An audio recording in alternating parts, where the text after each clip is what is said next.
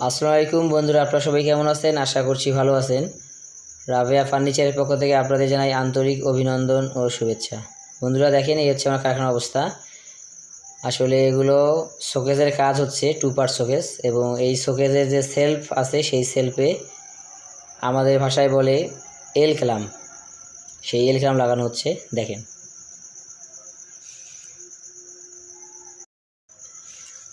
তো বন্ধুরা, দেখেন আসলে একটা প্রোডাক্ট তৈরি করার পিছনে যে কত পরিশ্রম করা লাগে, কত সময় ব্যয় করা লাগে, তারই একটি নমুনা। এবং দেখেন, যারা অটোবির ব্যবসা করেন তারা আসলে এই জিনিসগুলো বুঝবেন যে এগুলোতে আসলে কত পরিশ্রম। তো ভাবলাম যে ভিডিওটা আপনাদের সাথে শেয়ার করি, সবাইকে দেখার সুযোগ করে দিই। দেখেন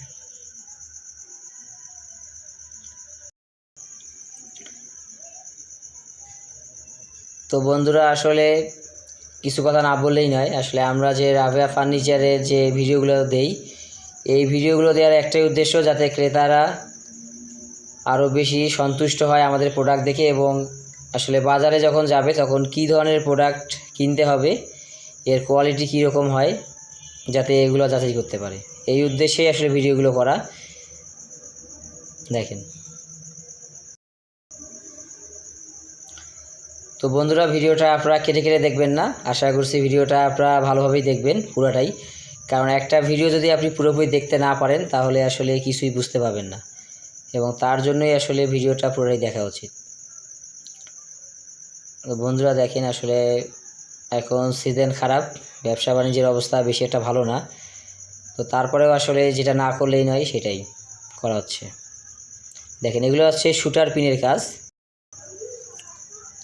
তো বন্ধুরা দেখেন, আমরা যে বই খাতায় যে স্টাফলার করি, সেই স্টাফলারের মতোই আসলে এটা শুটার। এখানেও পিন আছে, এই পিনগুলো বিভিন্ন সাইজের হয়, এবং এই মেশিনটার সাহায্যে আসলে এই পিনগুলো এখানে সেট করা হচ্ছে। দেখেন দেখেন বন্ধুরা, এবং এটা পুরাটাই হচ্ছে কম্প্রেসার মেশিনের মাধ্যমে এই কাজগুলো করা হয়। দেখেন, তো আশা করছি